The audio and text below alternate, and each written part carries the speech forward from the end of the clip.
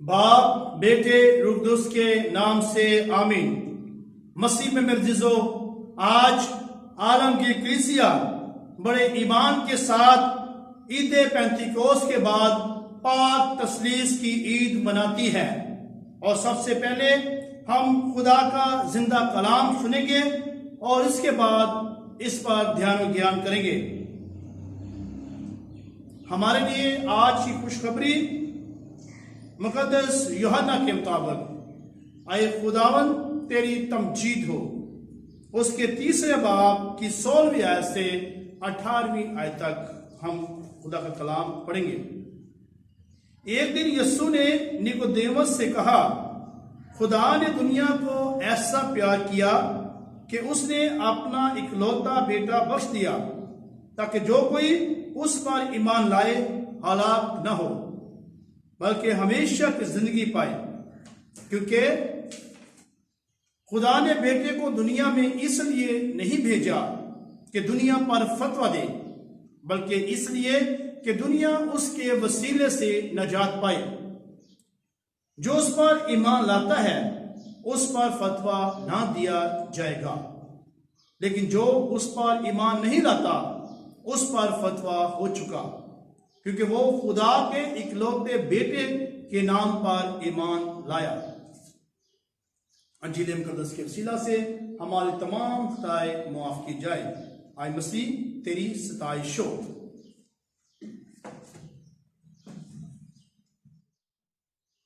मसीह में मेरे अजीजों, जिस तरह कि आज बताया गया कि आलमगीर कलीसिया पाक तसलीस की ईद मनाती है, लेकिन आज याद रहे कि पाक तसलीस के भेद को अकल की दलाइल से समझना मुश्किल है। इसलिए ईमान ही वो जरिया है जो इस भेद को समझने में मदद देता है। बेटे के रूप में खुदा का इस दुनिया में आने का मकसद सिर्फ और सिर्फ इंसान की नजात है।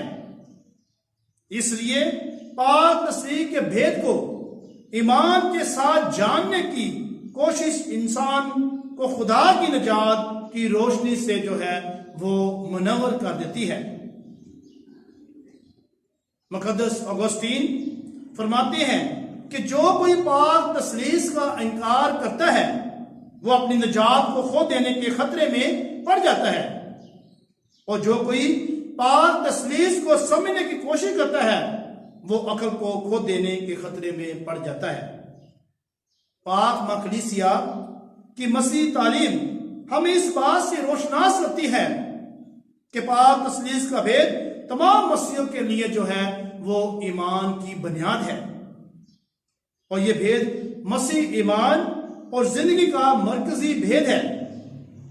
पाक तसलीस का भेद बजाते खुद खुदा का भेद है, इसलिए ये भेद बाकी तमाम जितने भी भेद है उनका सचश्मा है। और अगर हम देखें तो पाक तसलीस का जो लघवी मैनी है वो 3 है, यानी कि एक खुदा में 3 शख्स है, यानी बाप, बेटा और रूह कुदुस। ये तीनों शख्स एक ही खुदा में है। अगर हम यूहन्ना 1 बाब उसकी 5वीं आयत 5वें बाब की 7वें आयत में देखें तो उसमें बताया गया है कि जो गवाही देते हैं, यानी आसमान पर बाप और बेटा और रूह कुदुस, और ये तीनों एक ही है। अगर हम देखें, जब हम रसूलों का अकीदा पढ़ते हैं तो उसमें भी हम 3 जगह पर बाप, बेटे और रूह कुदुस का इकरार करते हैं। नंबर 1, मैं ईमान रखता हूं खुदा कादिर मुतलक बाप पर जो आसमान और जमीन का खालिक है। इसके बाद नंबर 2, मैं ईमान रखता हूं खुदा यीशु मसीह पर जो उसका इकलौता बेटा है, और जो हम इंसानों की निजात की खातिर आसमान से उतरा और इंसान बना। इसके साथ तीसरा, मैं ईमान रखता हूं रूह कुदुस पर जो खुदावंद है और जिंदगी बख्शने वाला है। यानी तीनों चीजें हम रसूलों के अमाल में जो है वो सुनते हैं, पढ़ते हैं, इकरार करते हैं। इसके साथ साथ हमारा ईमान, ये तीन शख्स, तीन खुदा नहीं है। आज की ईद का मकसद जो है वो पाक तस्लीस की सताइश करना है, जो कि वहदानियत है। अगर हम आज की तिलावतें, आज का पैगाम सुने, पहली तलावत जो खरूज की किताब में से ली गई है, और उसमें मूसा जो है वो कोहे सीना के पहाड़ पर के करीब जाता है और वहां पे जो है वो अपने गले चराता है, और उस वक्त वहां खुदा का जाहिर होना जो है वो वहां पे होता है। और वहां पर जो है खुदावन अपनी कौम इस्राएल को जो है फारून की गुलामी से छुड़ाने के लिए मूसा को जो है वो चुनता है। लेकिन इसके लिए मूसा तैयार नहीं है, वो टाल मटोल करता है, वो इनकार करता है कि किसी तरीके से ये बात ना हो। लेकिन उसके बाद जब दोबारा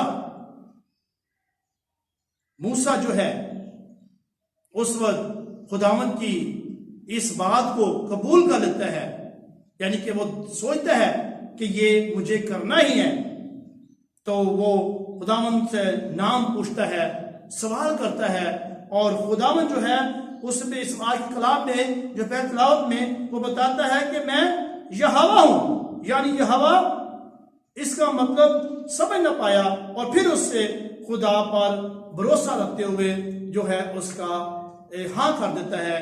यानी इसको मतलब उसको समझ नहीं आई, लेकिन फिर भी वो हाँ कर देता है। और हम देखते हैं कि मिस्र में अजायबात और निशानात के जरिए जो है बनी इसराइल को फरौन की गुलामी से जो है छुड़ाया गया।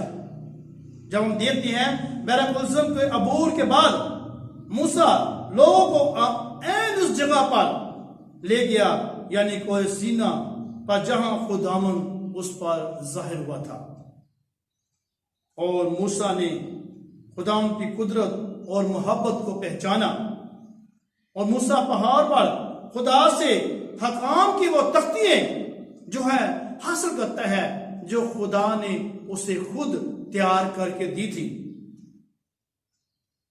लेकिन जब वो उस पहाड़ से नीचे आता है तो आकर वो अपने लोगों को देखता है कि लोग सोने का बछड़ा बनाते हैं, उसकी प्रस्तिश करते हैं, और उसी वक्त जो है मूसा को गुस्सा आ जाता है, और मूसा उसी वक्त जो है वो तख्तियां तोड़ देता है।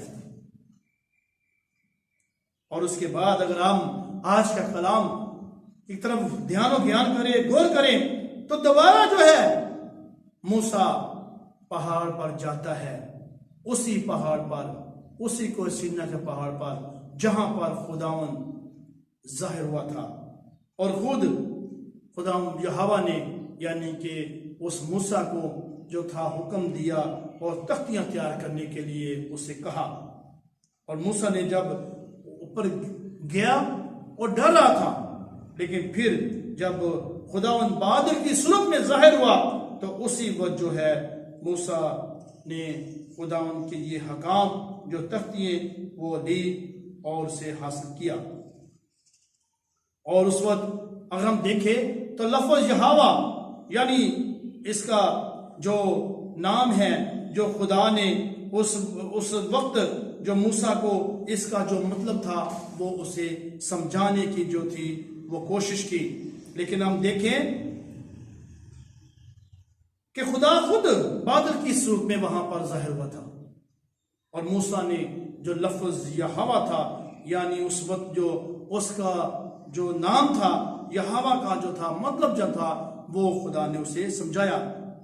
और जब इस दफा खुदा ने जब मूसा के मुंह से अपना नाम सुनने के बाद उसे फौरन उसका मतलब मदज्जा ज़ैद अल्फाज में जो था उसे समझाया गया।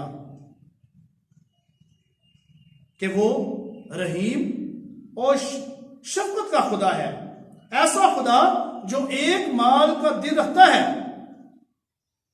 वो गुस्से में धीमा है, यानी इंसानों को की कमजोरियों के सामने बेहद सब्र वाला है, और वो बेहद मेहरबान, फराख दिल और अपने वादे पूरे करने में वफादार है।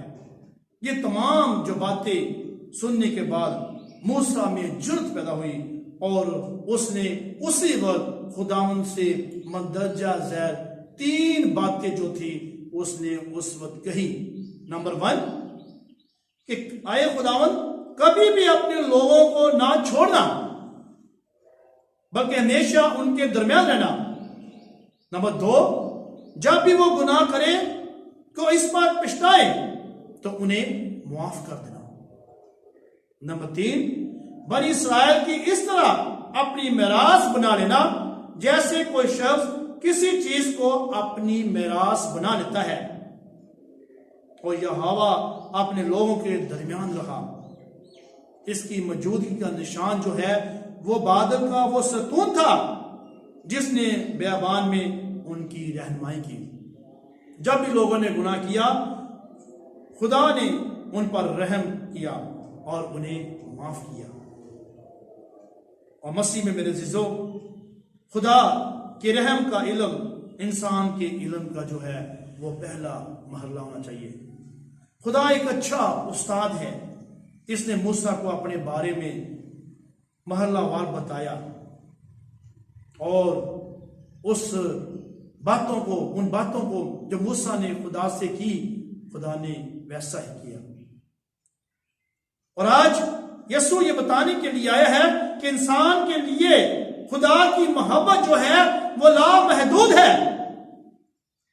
अगर हम देखें तो यीशु दुनिया में आया ना सिर्फ चुनी हुई कौम के लिए, बल्कि दुनिया की तमाम कौमों के लिए खुदा के घर में उसे लाया। सबको खुदा के फर्जंद होने की उसने दावत दी ताकि खुदा की मोहब्बत का जो है भरपूर मुजाहरा हो। यीशु जो है वो दरअसल मूसा की दुआ का जवाब देता है। खुदा फिर हकीकत अपने लोगों के दरमियान रहे हैं। और अगर हम देखें तो इशाया 7 बाब उसके 14वें आयत में तो उसमें तय गया कि बल्कि इंसान बनकर इंसानों के दरमियान रहते हुए सवाए गुनाह के हर चीज में उनके बराबर होते हुए मसीहा यानी कि वो इमानुएल कहलाएगा, जिसका मतलब है खुदा हमारे साथ है। इसके साथ साथ मैं चंद हवाला जात बताता हूं जिसमें खुदा की मौजूदगी ज़ाहिर होती है। मत्ती 1 बाब उसके 23वें आयत उसमें यह बताया गया है कि मरियम के बर्तन में मुजस्सम यीशु वही मसीहा, वही खुदा हमारे साथ है, जिसका ऐलान जो है इशाया ने किया था। और इसके मूसा की ये दुआ कि उन्हें माफी देता रहे, तो भी खुदा यीशु मसीह इस पूरी दुनिया में जब यीशु ने सलीब पर अपनी जान देकर सबको जो है वो माफी दी। लेकिन सबसे हैरान का वाकया जो मूसा की दुआ के तीसरे हिस्से की कबूलियत का अंदाजा है कि मूसा ने यहोवा से खुदा की दुआ की कि वो इस्राएल को अपनी विरासत बनाए। तो मसीह में अज़ीज़ों, अगर हम देखें तो रोमियो 8 बाब उसकी 17वीं आयत में उसमें जो है जब फर्जंद हैं तो वरासत भी है, यानी खुदा के वारिस और मसीह के हम मिरास। बस अब तो गुलाम नहीं बल्कि बेटा है, और बेटा हुआ तो खुदा की रजा से वारिस भी हुआ। इसके साथ साथ इफिसियों 1 बाब 18 में लिखा है कि तुम्हारे दिल की आंखें रोशन हो जाएं ताकि समझ लो कि इसके बुलावे में क्या ही उम्मीद है और इसके जलाल की मिरास जो मुकस्सों के लिए है क्या ही दौलत है। तो मसीह में यूहन्ना 3 बाब उसके 16 में लिखा है कि खुदा ने दुनिया से ऐसा प्यार किया कि उसने अपना इकलौता बेटा बख्श दिया ताकि जो कोई उस पर ईमान लाए हलाक ना हो, बल्कि हमेशा की जिंदगी के वारिस बन जाए। इसके बावजूद खुदावन किसी पर अपनी मोहब्बत जो है वो जबरदस्ती नहीं ठोसता, क्योंकि खुदा की मोहब्बत जो है वो लामहदूद है। और खुदावन हर रोज, हर वक्त, हर लम्हा हमारे बीच में रहता है, हमारे दरमियान रहता है और हमसे मोहब्बत करता है। आज की इंजील मुकद्दस में जो हमने सुना है ईमान के बारे में, कि जो इस पर ईमान लाता है उस पर फतवा ना दिया जाएगा, लेकिन जो उस पर ईमान नहीं लाता उस पर फतवा हो चुका। इंसानों के लिए यीशु खुदा की मोहब्बत की इंतहा है। हमारी तन नजरी खुदा की लामहदूद मोहब्बत का पैमाना कैसे बन सकती है? तो मसीह में मेरे अज़ीज़ों, आज की अगर हम दूसरी तलावत में सुने तो हम देखते हैं कि पौलुस रसूल करंथियों की कलीसिया पर सख्त खफा होने के बाद इन पर अपनी शफकत ज़ाहिर करता है, इसलिए कि वो उन्हें खुश रहने की तलकीन करता है कि आए भाइयों खुश रहो। लेकिन अगर हम देखें तो मसीही बरादरियों में ना इत्तफाकियां हैं, लड़ाई झगड़े हैं, एक दूसरे की मोहब्बत नहीं है। तो आज खुदा यीशु मसीह हम सबको बताता है कि हम एक दूसरे से मोहब्बत करें, एक दूसरे से खुश रहें, एक दूसरे से प्यार से पेश आए। और जब इसकी बुनियाद हम इत्तेहाद और सलामती में करते हैं तो हमारे घरानों में जो है वो खुदा का जलाल होता है। और जब हम आपस में मेल मिलाप रखते हैं और सलामती रखते हैं तो पौलुस इन पर यीशु का फजल, खुदा की मोहब्बत और सबसे आला तोहफा है हर इंसान जो उसकी ख्वाहिश भी करता है, यानी रूह की शराकत मांगता है। और रूह की शराकत का तोहफा बाकी जो सब तोहफों का ताज है, क्योंकि जब हमें रूह मिलता है, जब हम रूह की शराकत में आते हैं तो ये सबसे अवलीन जो है वो खुदा का तोहफा है। अपनी जिंदगी में शिरकत करने के लिए खुदा इस बात का इंतजार नहीं करता कि हमारी जमीनी जिंदगी खत्म हो, बल्कि वो इस जमीनी जिंदगी के दौरान अपने रूह के जरिए हमें अपनी जिंदगी और खुशी में शरीक करता है। रूह में हमें खुदा की मोहब्बत और माफी का जो है वो यकीन दिलाता है। अगर हम देखें रोमियो 8 बाब उसकी 16वीं और 17वीं आयत में, क्योंकि रूह आप ही हमारी रूह के साथ गवाही देता है कि हम खुदा के फर्जंद हैं, और जब फर्जंद है तो विरासत भी है, वारिस भी है, यानी खुदा के वारिस और मसीह के हम वरास हैं। तो हम देखें कि किस तरह 3 इलाही शख्स हमारी नजात के लिए काम करते हैं। 3 इलाही शख्स कौन से? यानी बाप, बेटा और रूह कुदूस। नंबर 1, बाप ने अपने बेटे को भेजा कि हमें दोबारा अपने फर्जंद बनाए। नंबर 2, बेटे ने बाप से हमारे लिए माफी और रूह कुदूस की जिंदगी हासिल की। इसके बाद नंबर 3, रूह कुदूस खामोशी से हमारे अंदर जो है अपना काम जारी रखे ताकि हमारी नजात की तकमील हो। यही वजह है कि कलीसिया ने पाक तसलीस की ईद मुकर्रर की, ताकि ये जाने कि हमारी जो है मदद इसी से है और हम खुदा की पुररहम मोहब्बत और इसकी हमारे दरमियान मौजूदगी और इसकी रूह की शराकत को हम जो है वो समझ सकें। और यही सबसे बेहतर तरीका है कि खुदा का फजल हमें ज्यादा से ज्यादा फल लाए। और ये उस वक्त फल ला सकता है जब हम खुदा में कायम रहते हैं, जब हम ईमान में कायम रहते हैं, जब हम बाप, बेटा और रूह कुदूस को मानते हैं। और आज की ईद के वसीला से हम खुदा से बरकत चाहते हैं कि प्यारा खुदावन हमें बरकत दे ताकि हम अपने ईमान में मजबूत रहे। आखिर में आप सबको बहुत बहुत आज की जो ईद तस्लीस है वो मुबारक हो। आमीन। बाप बेटे रूह कुद्दूस के नाम से।